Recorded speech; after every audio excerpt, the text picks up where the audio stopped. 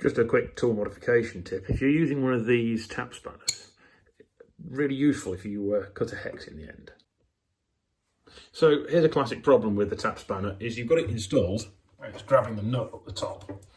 But the problem is the Tommy bar is in such a position that you can't really get a good grip on it or get any good leverage on it. Ideally it wants to be sticking out like this. Whereas with the hex on the end, you can get a spanner, and because the spanner's got a bi-hex in the end of it, you've now got 12 different positions you can grab hold of the spanner and turn it.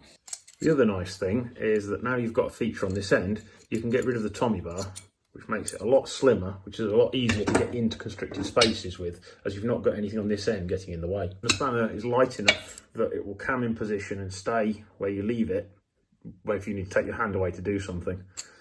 A socket set will give you more positions. I think ratchets commonly have like 60 or 70 positions, and again, you can then drive it.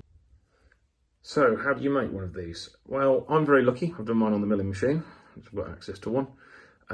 Otherwise, there's no reason you couldn't either weld a nut on the end, force a nut on the end if you've got a nut with a hole in it that's close to this diameter, rely on a friction fit. You could drill and tap it and put a bolt in there. There's a few options for actually making the hex. I hope that's helpful to someone.